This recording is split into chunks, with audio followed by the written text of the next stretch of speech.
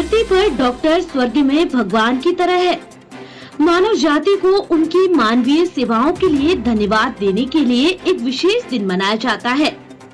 हर साल 30 मार्च को राष्ट्रीय डॉक्टर्स डे होता है, जो हर मेडिकल प्रैक्टिशनर के लिए बहुत खास होता है।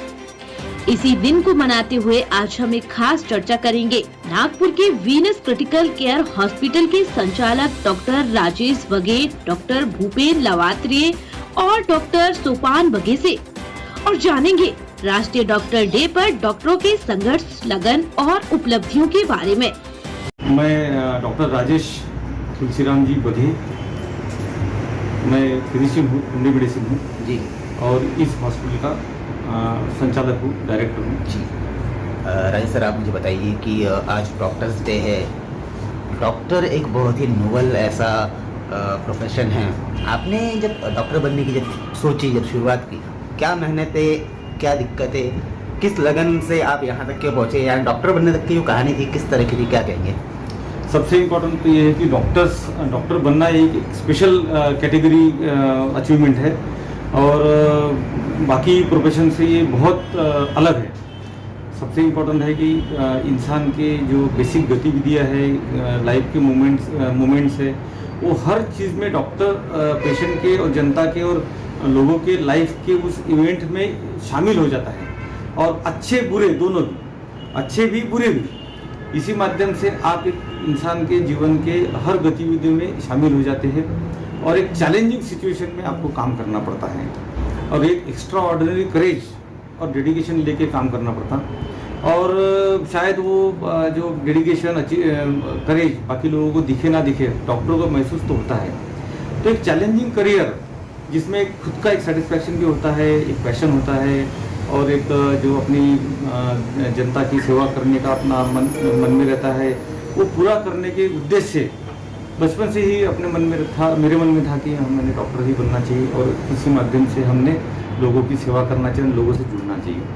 तो यही विचार करके हम डॉक्टर बनने की कोशिश की, डॉक्टर बने, और फॉर्चुनेटली हमें जनता का सेवा करने का मौका बहुत हाई लेवल पर आ गया। शुरू से ही हम ICU ओरिएंटेड वर्क किए, सो दैट हमने क्या किया कि ज़्यादा से ज़्यादा सीरियस पेशेंट का इलाज शुरू से किया, जो चैलेंजिंग केसेस है वो ज़्यादा से ज़्यादा लिया।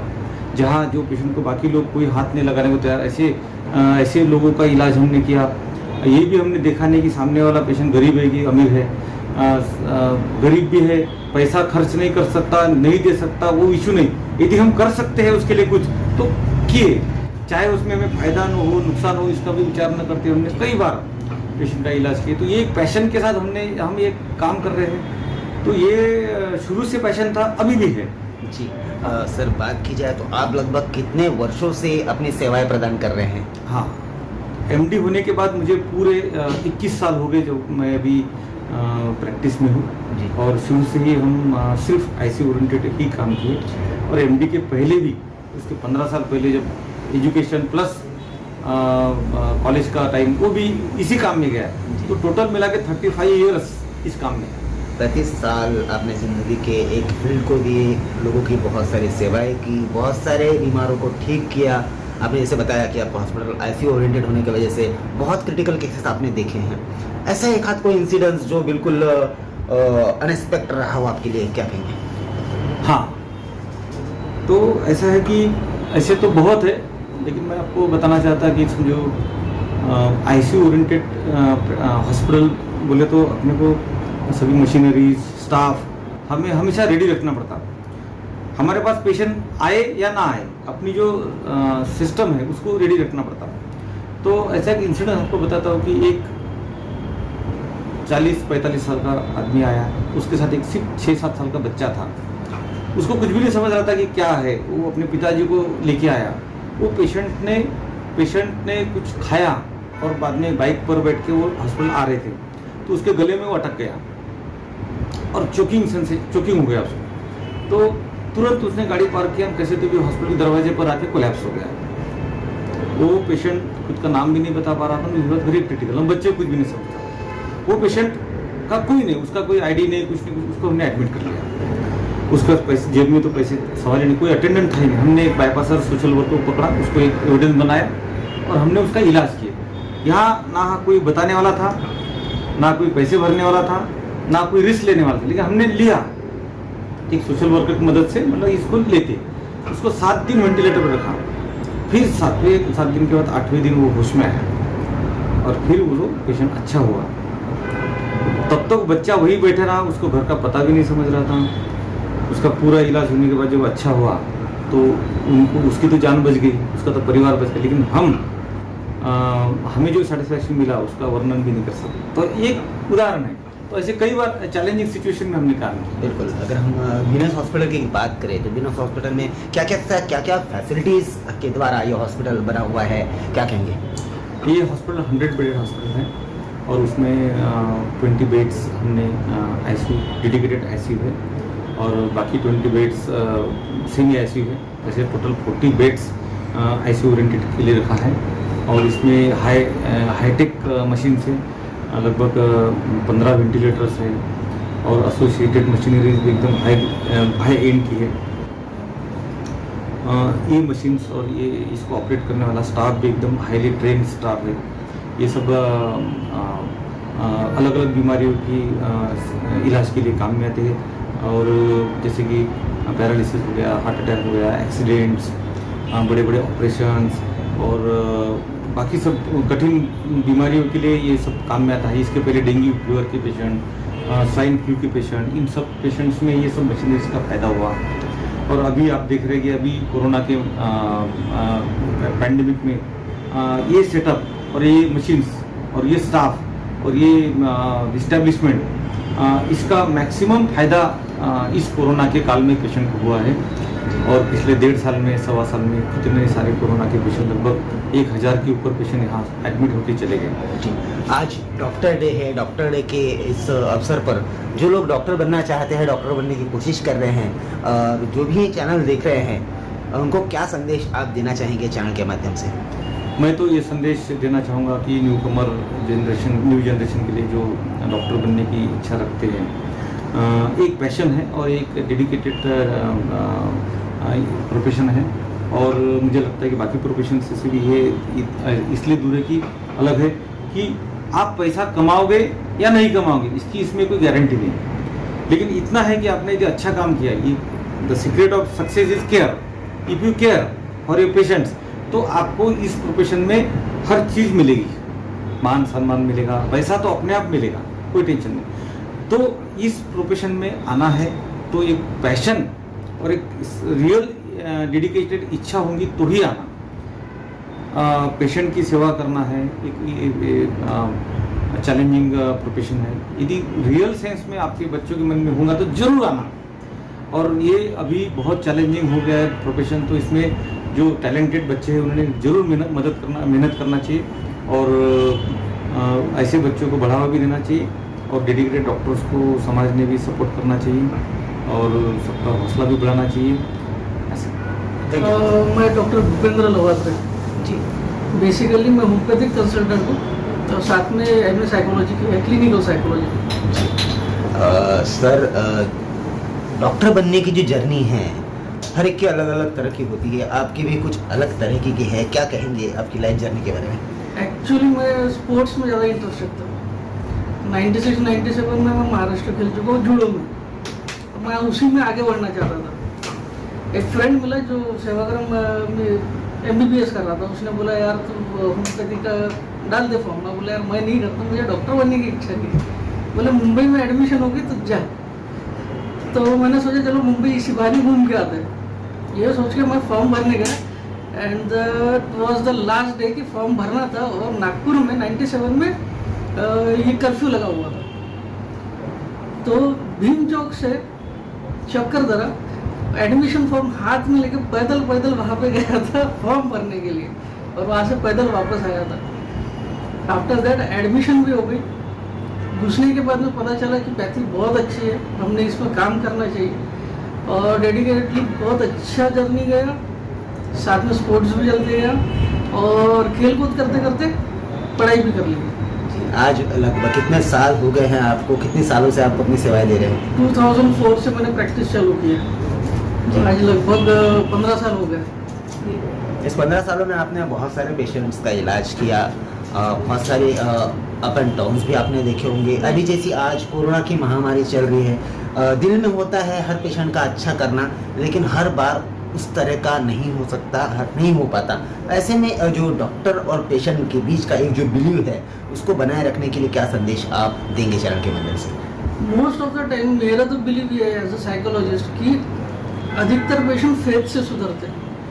अगर पेशेंट का फेथ आप पे और पैथी पे बहुत अच्छा है तो वो बहुत जल्दी रिकवर कर जाते हैं, और जहाँ पे भी अगर उनको फेथ नहीं है तो ऐसे पेशेंट रिपीटेडली डॉक्टर्स ही चेंज करते रहते हैं। एक्चुअली फेथ उनके अंदर ही नहीं होता, और जिसको डॉक्टर पे फेथ है वो उसका फैमिली डॉक्टर बन जाता है और ता जिंदगी वो उसी डॉक्टर के पास में प्रैक्टिस करता है, यानी इलाज करने जाता है। आपने देखा होगा बहुत लोग वही डॉक्टर के पास जाऊंगा तो ही सुधरूंगा यही बोलते हैं, एंड दैट्स द डेडिकेशन और वो फेथ है जो ये दोनों को मिला के रखता है और इलाज होता है। जी, आज वीनस हॉस्पिटल में कोरोना के बहुत से मरीज हैं जो फेथ के कारण यहाँ जुड़े हुए हैं, यहाँ अपना इलाज करा रहे हैं। बहुत से ऐसे पेशेंट हैं जो सिर्फ फेथ के कारण यहाँ से ठीक होके भी जा चुके हैं, है ना? तो ये जो फेथ है इसके बारे में जो जनता है उनको क्या एक आप बताएंगे, क्या संदेश देंगे?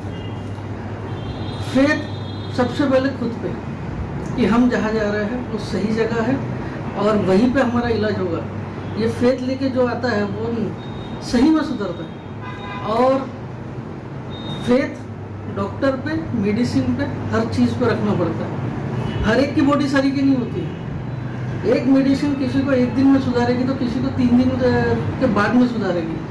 वो डिपेंड उनकी बॉडी होती है कि वो उस मेडिसिन को कैसा रिएक्ट कर रहा है। तो मुझे अगर 2 दिन ज़्यादा लग रहा है तो डॉक्टर ख़राब नहीं होता है, इनकी बॉडी का वो सिस्टम होता है जो उस मेडिसिन को रिएक्ट करता है। तो अगर लेट होता है तो चलता है, लेकिन इलाज ज़रूर होता है और पेशेंट सुधरता ज़रूर है। मैं डॉक्टर सोपान वाली जी, यहाँ पे वीनस क्रिटिकल केयर हॉस्पिटल में चीफ मेडिकल ऑफिसर।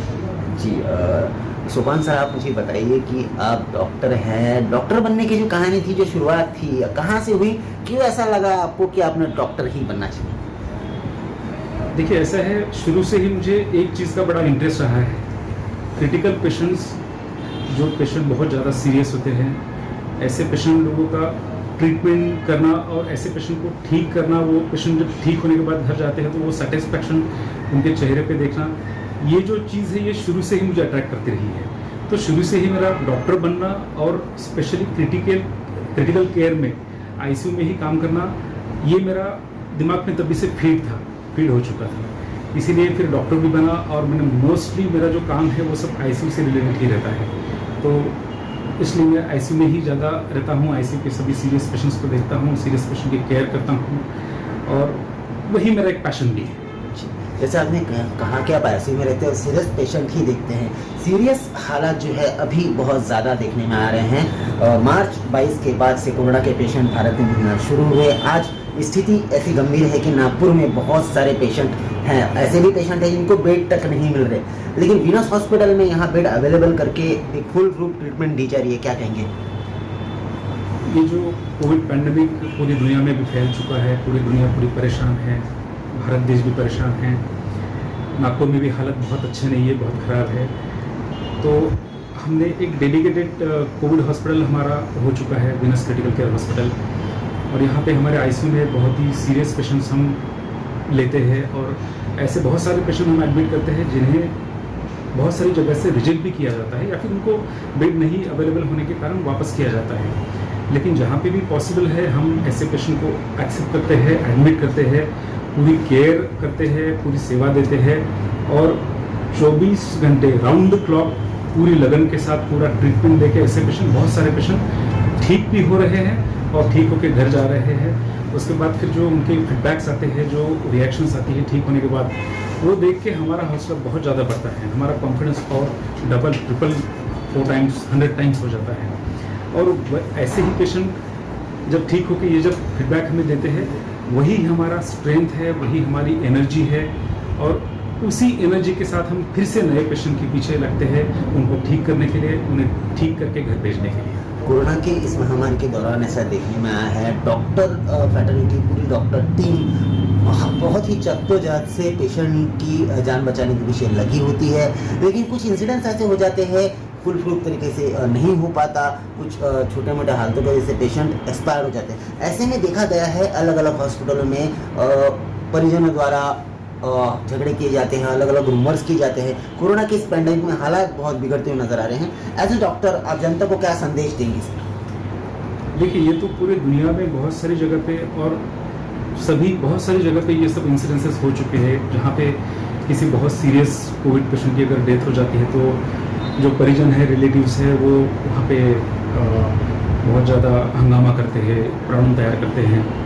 और ये एक जगह पे नहीं, ये इंडिया में भी है, पूरे दुनिया में सभी जगह पे, बहुत सारी जगह पे ये सब इश्यूज हो चुके हैं। लेकिन मुझे लगता है कि जनता ने ही इस बात को समझना चाहिए, जनता ने ही इनिशिएटिव लेना चाहिए कि डॉक्टर्स अपने सभी पूरे कोशिश कर रहे हैं, पूरे एफर्ट्स कर रहे हैं। कोविड ये बहुत ही एक खतरनाक बीमारी है। जब लंग्स आपके बहुत ज़्यादा डैमेज हो जाते हैं तो कुछ सीरियस पेशेंट का बचना लगभग इम्पॉसिबल, नामुमकिन हो जाता है। तो ऐसे वक्त अगर पेशेंट की डेथ हो जाती है तो रिलेटिव्स, जनता, इन्होंने इस चीज़ को समझ लेना चाहिए कि ये सीरियस कंडीशन थी, डॉक्टर ने अपनी कोशिश की, अपना पेशेंट नहीं बच पाया, उस चीज़ को समझना ज़रूरी है।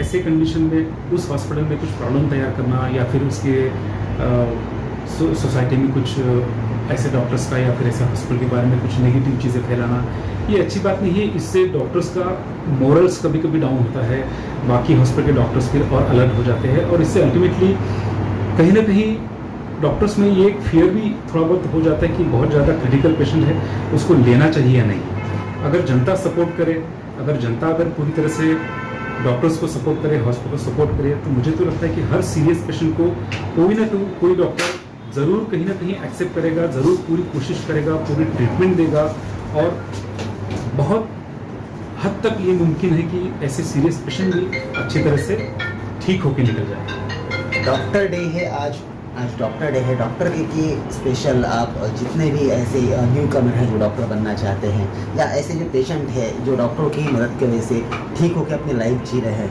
उनको क्या संदेश आप देंगे? मैं तो एक ही मैसेज दूंगा कि जिसे भी ऐसा लगता है, ये फीलिंग है कि मुझे सोसाइटी के लिए या फिर जनता के लिए कुछ करना है, I think this is the best medium, this is the best way. एक डॉक्टर बनके आप सिर्फ किसी मरीज की जान नहीं बचा रहे हो, आप समाज में एक ये भी मैसेज आप दे रहे हो कि आप अपने एफर्ट्स के साथ, आप एफर्ट्स लेके किसी की जान भी बचा रहे हो, किसी की फैमिली बचा रहे हो, अपने शहर को बचा रहे हो, अपने देश को बचा रहे हो। और एक व्यक्ति की हम जान जब बचाते हैं तो हम अपने देश को, अपने समाज को, अपने शहर को आप सुरक्षित कर रहे हो। तो ये जज्बा अगर ये फीलिंग अगर किसी न्यू कमर्स में, नए जनरेशन में अगर है, तो डेफिनेटली जिसको लगता है कि ये इस टाइप का सोशल वर्क, इस टाइप का सोशल एक्टिविटी अगर आप करना चाहते हैं तो आपको और कोई फील्ड चूज़ करने की ज़रूरत नहीं है। आप डॉक्टर बनिए, एक अच्छे डॉक्टर बनिए, एक डेडिकेशन के साथ काम करिए। आप बहुत अच्छा काम अपने समाज के लिए, अपने देश के लिए कर रहे हो।